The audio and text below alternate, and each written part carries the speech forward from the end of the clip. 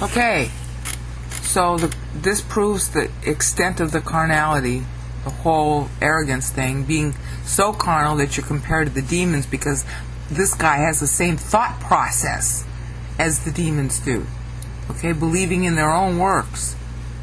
That's why they rebelled. They believed in what they do, and they didn't believe in God. Okay? So look, the real word in you, unemployed, because you're carnal. See? Dead, sterile, carnal, not unsaved. You missed the whole point of what James has been saying since chapter 1, if you interpret this completely without any justification. Because he's talking to brethren. If you interpret it as unsaved, you missed the point. It's worse than being unsaved. You're like a demon. But you can't lose your salvation. That's why he's still calling them brethren. But you would be shuddering in heaven once you get there and you find out you wasted your time, and you find out, oh, I'm just thinking just like a demon. Yeah. Do you want to go to the Bema and have to shudder? That's in Philippians 3:18, so Paul's playing on that too. I now realize that James is being used as the poster boy for a lot of the New Testament epistles. A lot of people thought that James wasn't talking about the spiritual life, but that's obviously wrong. He's a cornerstone book for the spiritual life, which is very ironic considering he didn't become a believer until after Christ died. So he really learned his lesson. Apistis, the real faith, without works showing up in your body, is what? Not dead, not unsaved, but unemployed. Because you're carnal. Because the Spirit's not in you, and that's the point he's going to make next. You want to see what works come out of the body instead of being unemployed? Watch. Wasn't Abraham justified by... What kind of works do we have here? We went from ton ergon, common word for works. Why? Because he's responding to ton ergon here, so he's using the same phraseology. Because he's basically saying, look, obviously there's going to be body works too, duh. Alright? But now, this is the best part of it. I hope I get this across right. The comparison here is to human works. And the word is idle if this isn't happening. Okay, idle, not dead. Sterile. Right? And the guy was priding himself on his human works. See? Ton ergon, human works. That was a switch from God's works, God's deeds, to good deeds. Okay, and he was equating God deeds to good deeds. Okay, let's just play with that assumption now, because that's the last point for him to close. The guy was equating divine faith and divine works with his own faith and his own works, and obviously his faith is in his works, just like the demons believe. Okay, so now James is saying, okay, let's,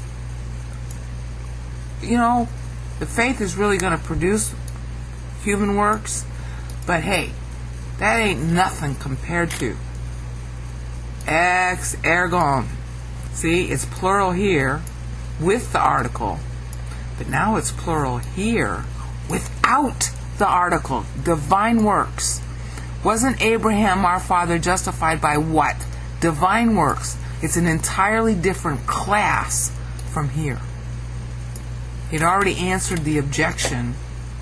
Yes, of course, you're going to have human works that are based on word, but now he notches it up to, divine works.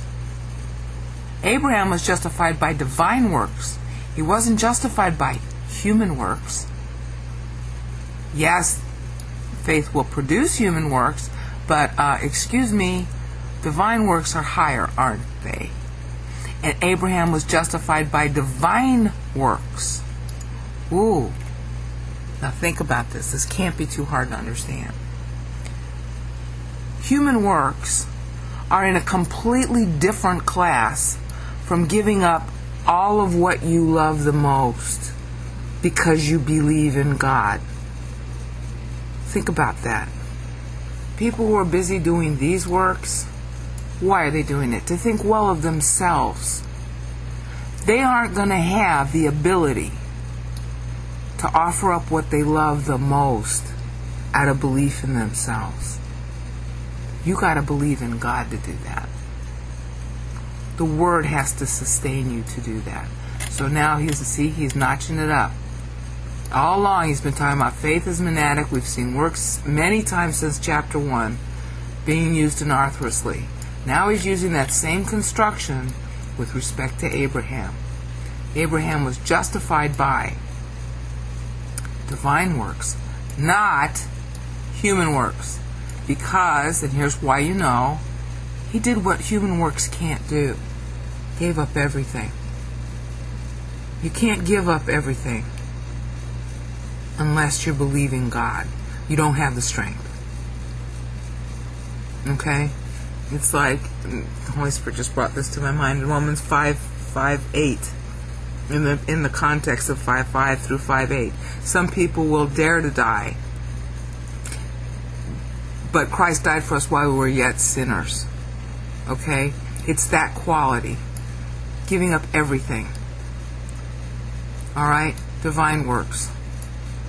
See, it's in its own class. Abraham did a lot of good deeds while he was alive, but where are they mentioned in the Bible? The only thing that's mentioned, and it's now here said as divine works, was when he offered up Isaac. Because God promised him that he'd have sons, and he didn't. And then finally he has Isaac, and now all of a sudden he has to give him up. The guy who's busy doing these works would say, screw you, buddy. Sorry to use the phrase, but that's really what it means. His faith is gone at that point. Because people who do their human works to feel good about themselves, if the cost is too high, they quit. The faith dies. But not Abraham's. It's in its own class. It's divine works. Okay?